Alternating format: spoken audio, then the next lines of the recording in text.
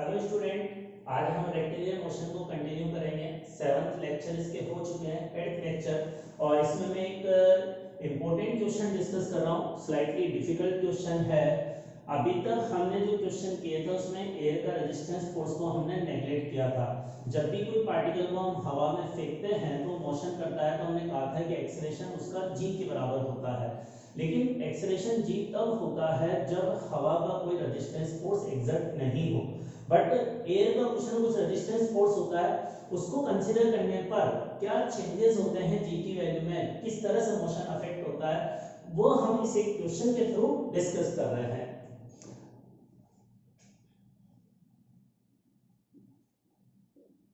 जैसे मान लो पार्टिकल को हमने वेलोसिटी v दी। ये पार्टिकल v वेलोसिटी से अगर ऊपर की तरफ मूव कर रहा है तो एयर रेजिस्टेंस फोर्स हमेशा वेलोसिटी के अपोजिट लगता है। अगर इसकी वेलोसिटी ऊपर की तरफ होगी ना तो एयर रेजिस्टेंस फोर्स नीचे की तरफ होगा। और इसी तरह से अगर वेलोसिटी नीचे है तो एयर रेजिस्टेंस फोर्स ऊपर की तरफ होगा। तो एयर रेजिस्टेंस फोर्स हमेशा वेलोसिटी के अपोजिट डायरेक्शन में होता है। दूसरा, ये रेजिस्टेंस फोर्स जो होता है ना, इसका मैग्नीट्यूड इस पार्टिकल की वेलोसिटी के प्रोपोर्शनल होता है। जो एयर रेजिस्टेंस फोर्स है वो वेलोसिटी के प्रोपोर्शनल होता है। अगर क्वेश्चन में नहीं दे रखा हो तो एयर रेजिस्टेंस फोर्स को वेलोसिटी के प्रोपोर्शनल कंसीडर करना है। तो यहां पर एयर रेजिस्टेंस फोर्स के कारण जो रिटार्डेशन होगा, ये एयर रेजिस्टेंस फोर्स क्या है, वेलोसिटी को कम करेगा। तो इसके कारण जो एक्सेलरेशन होगा उसको हम रिटार्डेशन कहेंगे। तो एयर रेजिस्टेंस फोर्स के कारण जो रिटार्डेशन होता है वो भी वेलोसिटी पे डिपेंड करता है। फोर्स अगर वेलोसिटी के प्रोपोर्शनल है तो एयर रेजिस्टेंस फोर्स भी वेलोसिटी के प्रोपोर्शनल होगा।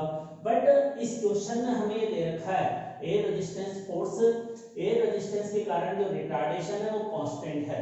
तो रिटार्डेशन को हमें कांस्टेंट कंसीडर करना है। बट अगर क्वेश्चन में नहीं दे रखा होता है तो हम रिटार्डेशन को कांस्टेंट मानते हैं। ये इस पर डिपेंड करेगा अगर किसी क्वेश्चन में क्या लिख रखा है उसके अकॉर्डिंग। क्लियर हुआ? तो एयर रेजिस्टेंस फोर्स हमेशा वेलोसिटी के अपोजिट डायरेक्शन में लगेगा।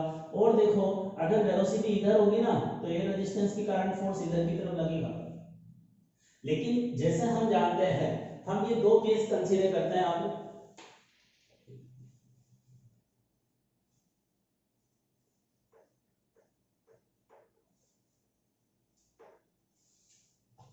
जैसे अगर इसकी वेलोसिटी अपवर्ड है, इस क्वेश्चन में हमें रिटार्डेशन के कारण, जो रिटार्डेशन है एयर रेजिस्टेंस के कारण, वो कांस्टेंट दे रखा है। और रिटार्डेशन वेलोसिटी के अपोजिट होगा तो एयर रेजिस्टेंस के कारण इसका एक्सेलरेशन नीचे होगा।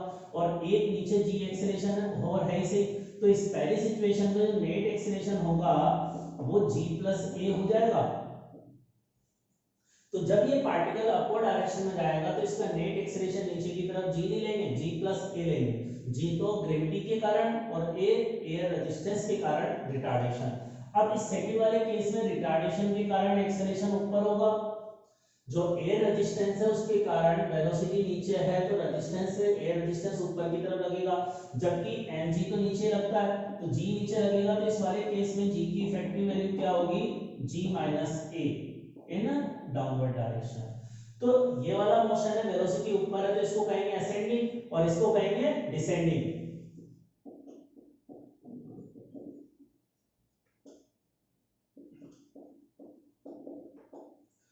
अब देखो, मुझे असेंडिंग और डिसेंडिंग का टाइम का रेशियो बताना है जब पार्टिकल को u वेलोसिटी से अपवर्ड प्रोजेक्ट किया है। तो अगर हम एयर रेजिस्टेंस को नेग्लेक्ट करते हैं तो असेंडिंग और डिसेंडिंग में टाइम बराबर आता है। एयर रेजिस्टेंस को नेग्लेक्ट करेंगे तो असेंडिंग और डिसेंडिंग में टाइम बराबर आएगा, तो रेशियो 1:1 हो जाएगा, जो अभी तक इसके पहले हमने किया था।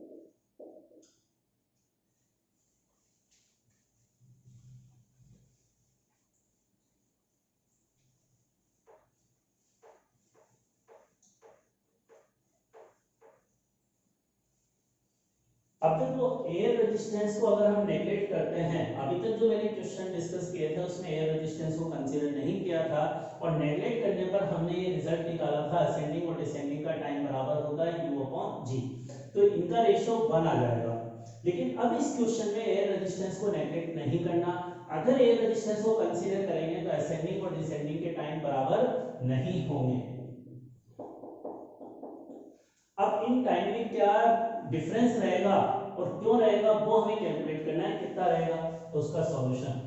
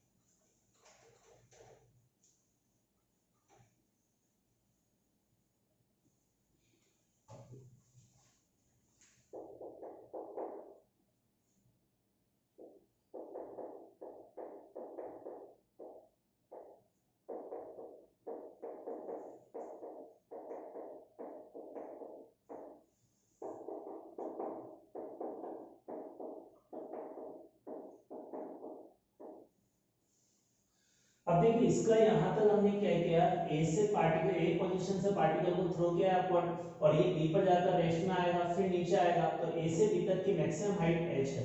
अब यहाँ रिटार्डेशन भी नीचे की तरफ होगा, g भी नीचे लग रहा है, तो g की वैल्यू, इफेक्टिव वैल्यू नीचे की तरफ, ये दोनों सेम डायरेक्शन में ऐड हो जाएगी, तो g प्लस ए लिखा। अब मैं मोशन की सेकंड इक्वेशन लगा रहा हूँ ए से बी के बीच, ये मोशन की सेकंड इक्वेशन है, तो इसमें एक्सेलरेशन नीचे की तरफ इसलिए नेगेटिव लिखूंगा, तो वो एक्सेलरेशन नेगेटिव लिखा g प्लस है, तो उसका माइनस आ गया।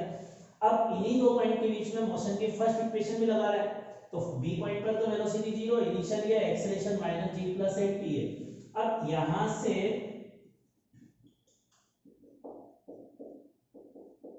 ये जो u की वैल्यू आई वो यहाँ u की जगह रख रहा हूं, तो यहाँ u की वैल्यू यहाँ रखने पर ये एक्सप्रेशन आ जाएगा, तो ये h बराबर ये रिलेशन आ गया हमारे पास, इसको इक्वेशन नंबर 1 कह देते हैं। अब देखो ये तो असेंडिंग का टाइम यहाँ से कैलकुलेट हो गया, डिसेंडिंग का मतलब है इस बी पॉइंट से वापस चलकर ये नीचे पहुंचेगा, इसी पॉइंट सी मान लेते हैं इसको। जब ये बी से सी रिटर्न हो रहा होगा, ये पार्टिकल बी से सी तक रिटर्न हो रहा होगा, तो अब इस पार्टिकल की जब वेलोसिटी नीचे की तरफ होगी, तो इसका नीचे की तरफ एक्सेलरेशन क्या होगा, g माइनस है, g की इफेक्टिव वैल्यू ये होगी जो अभी थोड़ी देर पहले मैंने समझाया था। अब मोशन की सेकंड इक्वेशन b से c के बीच लगाएंगे हम, तो मोशन की सेकंड इक्वेशन s बराबर ut plus half at square b to c, और मैंने अब डाउनवर्ड डायरेक्शन को पॉजिटिव ले लिया। अब डाउनवर्ड को पॉजिटिव लूंगा तो b से c आने में डिस्प्लेसमेंट नीचे होगा पॉजिटिव, और b से c तक का डिस्प्लेसमेंट तो वही जो असेंडिंग का था h, तो h लिख दूंगा, और इनिशियल वेलोसिटी b पॉइंट पर 0 है, तो इनिशियल वेलोसिटी की जगह 0 आ जाएगा, plus acceleration g minus a into T D का स्क्वायर। अब ये हमारे पास इक्वेशन सेकंड बनी। अब फर्स्ट और सेकंड इक्वेशन में h बराबर करके रेशियो हमारे पास कैलकुलेट होगा।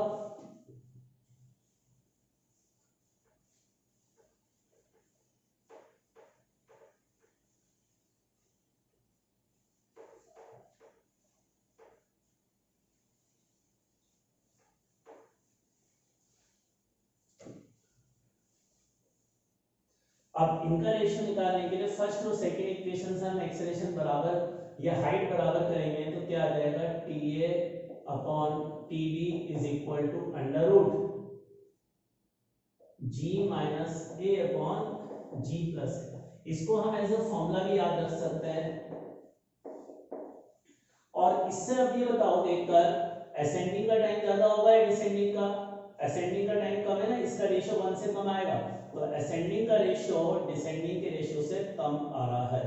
जब ए रेजिस्टेंस 0 होता है तो असेंडिंग और डिसेंडिंग का टाइम बराबर होता है, लेकिन ए रेजिस्टेंस की प्रेजेंस में असेंडिंग में टाइम कम लगता है, डिसेंडिंग में टाइम ज्यादा लगता है। ये अपने रिजल्ट। अब इसी तरह का एक और क्वेश्चन हम डिस्कस करते हैं।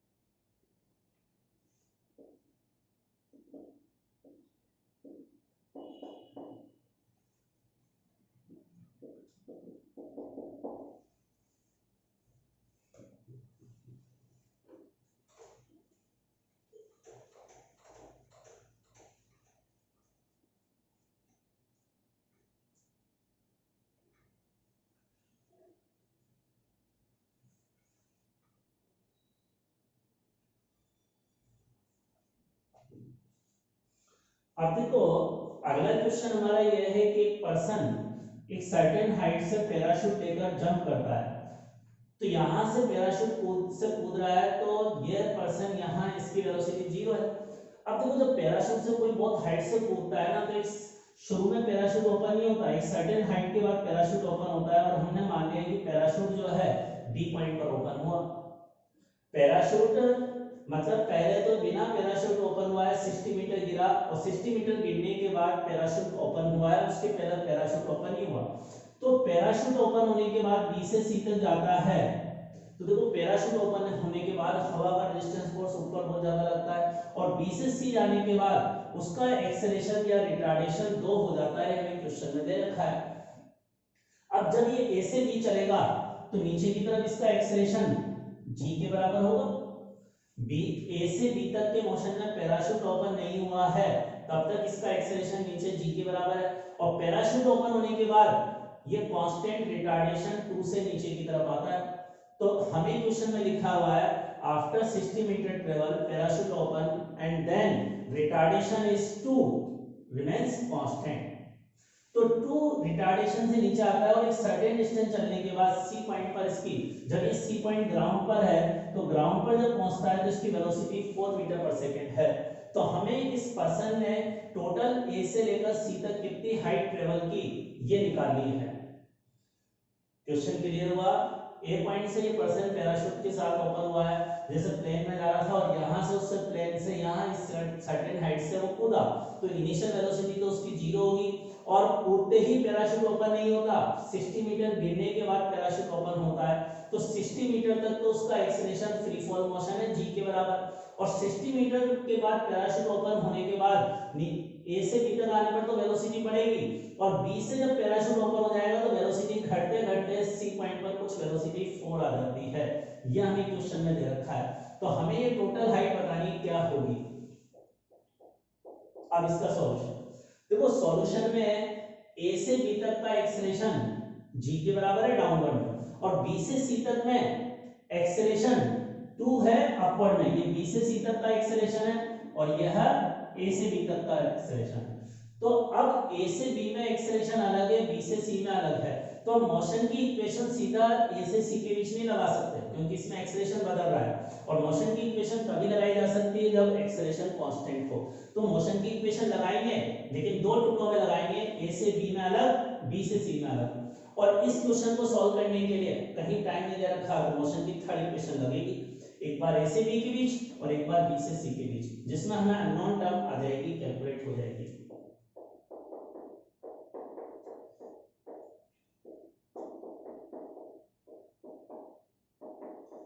तो पहले हम मोशन की third equation a to b लगा रहे हैं, डाउनवर्ड डायरेक्शन को पॉजिटिव मान रहे हैं। तो b पॉइंट पर वेलोसिटी a पॉइंट पर 0 है, एक्सेलरेशन कितना है g के इक्वल, g की वैल्यू 10 और डिस्प्लेसमेंट 60 मीटर।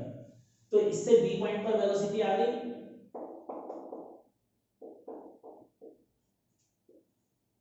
ये बी पॉइंट पर वेलोसिटी आ गई। अब यही इक्वेशन हम लगाएंगे बी से सी के बीच और वापस डाउनवर्ड डायरेक्शन को पॉजिटिव ले लेते हैं।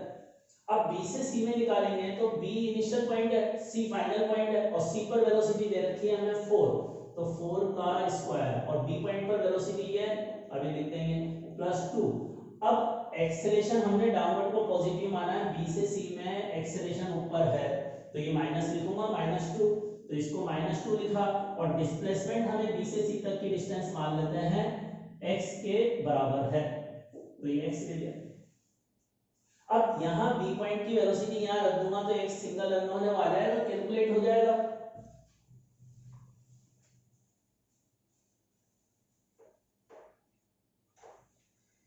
तो अब इस x को निकालते हैं तो क्या आ गया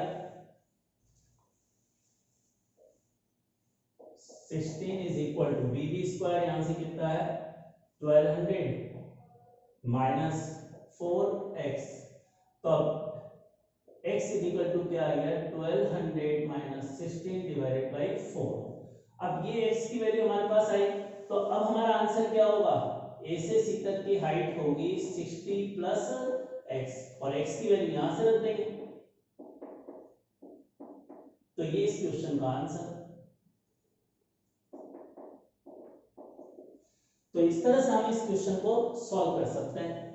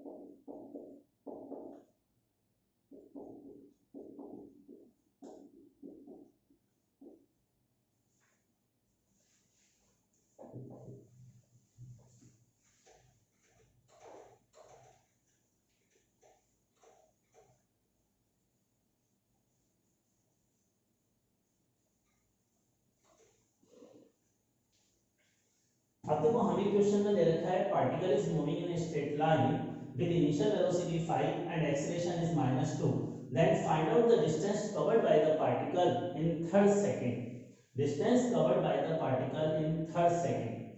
अब देखो थर्ड सेकंड में डिस्टेंस निकालनी है तो एक पर्टिकुलर सेकंड में अगर हमें डिस्प्लेसमेंट निकालना होता है तो हमारे पास मोशन की फिफ्थ इक्वेशन है s बराबर u plus a/2 into 2a minus 1। ये थर्ड सेकंड में डिस्प्लेसमेंट डिस्टेंस निकाली है, अगर हमें डिस्टेंस निकालनी होती 0 से 3 सेकंड में तो हम मोशन की सेकंड इक्वेशन भी तो लगाते हैं, लेकिन यहाँ पर हमें पर्टिकुलर थर्ड सेकंड में डिस्टेंस निकालनी है और थर्ड सेकंड का मतलब है 2 सेकंड खत्म होने के बाद थर्ड सेकंड स्टार्ट होता है, तो 2 से 3 सेकंड के बीच जो डिस्टेंस चली है वो कैलकुलेट करनी है। अब हम इस इक्वेशन से क्वेश्चन सॉल्व करें तो nth सेकंड में डिस्टेंस आएगी u की वैल्यू कितनी है 5 प्लस a की वैल्यू -2 डिवाइडेड बाय 2 और n का मतलब है जिस सेकंड में निकालना है तो nth सेकंड थर्ड सेकंड, तो थर्ड का मतलब है n बराबर 3, तो n बराबर 3 दे रखा है -1। अब इसको सॉल्व कर लेंगे तो 5 माइनस ये 6 में से 1 गया तो 5, तो ये तो 0 आंसर आ गया। अब ये बताओ ये s का मतलब तो डिस्प्लेसमेंट होता है ना हमारी मोशन की इक्वेशन में, और यहां क्वेश्चन में डिस्टेंस पूछिए, इस क्वेश्चन में s का मतलब होता है डिस्प्लेसमेंट, अगर डिस्प्लेसमेंट पूछा होता तो डिस्प्लेसमेंट का आंसर तो 0 होता, लेकिन डिस्टेंस 0 नहीं होगी, तो डिस्टेंस क्या होगी कैसे निकालेंगे वो समझते हैं। तो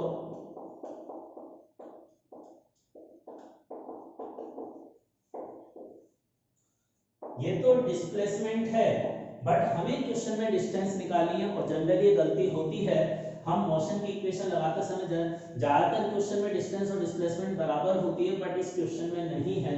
अब ये कैसे पता लगेगा कि डिस्टेंस और डिस्प्लेसमेंट बराबर नहीं है, देखो पार्टिकल एक सीधी लाइन में मूव कर रहा है तो क्या कंडीशन होगी जब डिस्टेंस और डिस्प्लेसमेंट बराबर ना हो। तो देखिए अगर पार्टिकल ऐसे सीधी लाइन में जा रहा है यहां से चलकर सीधी लाइन में जाता है और अगर आगे चलकर ऐसे कहीं से यू टर्न ले लेता है, तो यू टर्न लेने के बाद डिस्टेंस और डिस्प्लेसमेंट बराबर नहीं होगी। लेकिन अगर बिना वेलोसिटी का डायरेक्शन चेंज किए वो एक ही डायरेक्शन में चलता रहे तो डिस्टेंस और डिस्प्लेसमेंट सेम होंगे। डिस्टेंस और डिस्प्लेसमेंट तभी अलग अलग होते हैं जब वो उस टाइम इंटरवल में डायरेक्शन बदलता है। अब देखो यहां पर क्या हो रहा था, इस पार्टिकल की इनिशियल वेलोसिटी प्लस थी, मतलब इधर थी, और एक्सेलरेशन नेगेटिव है, इसका मतलब एक्सेलरेशन इधर है। अब वेलोसिटी और एक्सेलरेशन का साइन अलग अलग है, इसका मतलब रिटार्डेशन है। तो ये पार्टिकल जब यहां से चलेगा तो इसकी वेलोसिटी घटेगी, घटते घटते कहीं जीरो होगी, और यहां जीरो होगी जहां से यू टर्न लिया है। यहां घटते घटते ए पॉइंट से स्टार्ट हुआ, इस बी पॉइंट पर जाकर वेलोसिटी जीरो हुई, और बी के बाद जब जाएगा यहाँ वेलोसिटी जीरो हो जाएगी, लेकिन एक्सेलरेशन इधर है तो अब इधर की तरफ वेलोसिटी बढ़ेगी और यहाँ कहीं सी पॉइंट पर पहुंचेगा। अब ये ए से बी गया, बी से वापस सी की तरफ आया, तो इस यू टर्न जहां ले लिया, तो ए से सी तक के इंटरवल में अगर हम बात करेंगे तो डिस्टेंस और डिस्प्लेसमेंट अलग अलग आएगी, जबकि मोशन की इक्वेशन से तो डिस्प्लेसमेंट आता है। अब डिस्टेंस नहीं आती और डिस्प्लेसमेंट जीरो आने का मतलब क्या है, डिस्प्लेसमेंट जीरो आने का मतलब है ये यहां था भी, यहां पर हमें डिस्टेंस निकालनी है, इसके द्वारा कवर की गई थर्ड सेकंड में डिस्टेंस कितनी होगी, तो थर्ड सेकंड में डिस्टेंस को निकालते हैं हम, कैसे निकालेंगे वो समझते हैं। अब देखो इस क्वेश्चन को सॉल्व करने के लिए पहले वो टाइम निकालना है जब पार्टिकल की वेलोसिटी जीरो हो रही, इस बी पोजीशन को फाइंड आउट करते हैं। इस तरह के क्वेश्चन में पहले वो टाइम कैलकुलेट करो जब वेलोसिटी जीरो होगी, और उसको कैलकुलेट करने के लिए मोशन की फर्स्ट इक्वेशन लगा दें, b बराबर u प्लस ए। ये मोशन की हमने फर्स्ट इक्वेशन लगाई। बताओ इससे टाइम कितना आएगा, इसमें वेलोसिटी को जीरो रखकर आंसर निकालो।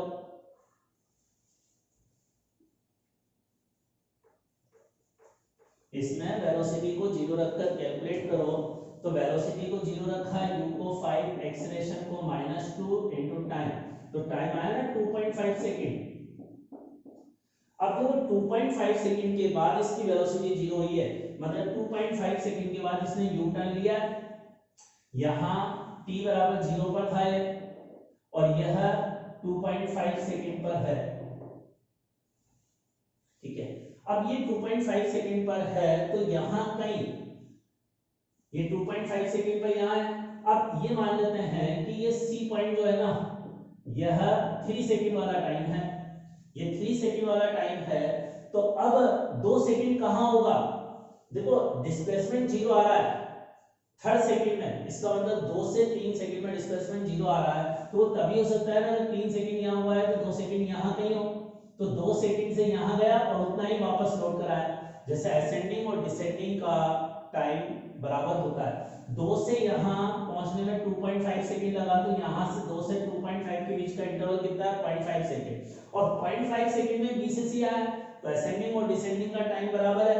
उसी तरह से यह है, तो अब इस क्वेश्चन को सॉल्व करने के लिए यहां 2 सेकंड पर था, यहां 2.5 पर, और यहां 3 सेकंड पर है। अब इसको सॉल्व करने के लिए हम क्या करेंगे,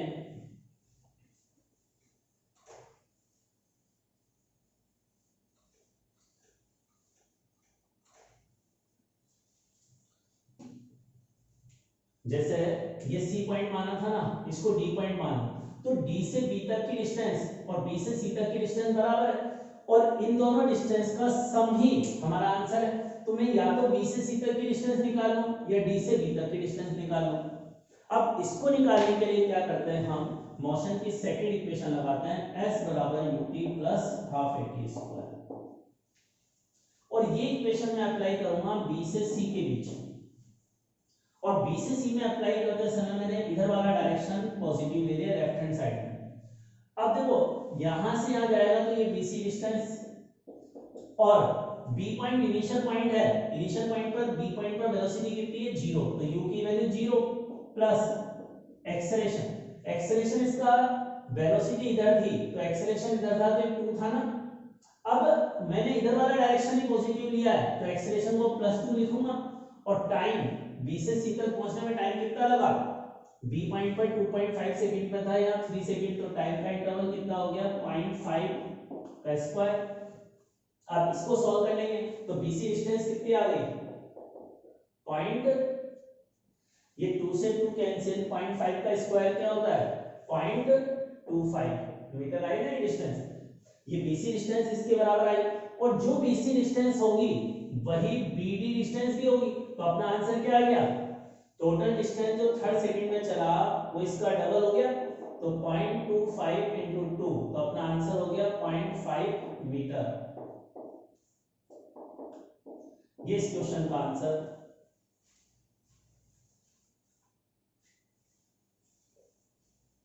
कर लें इसको नोट।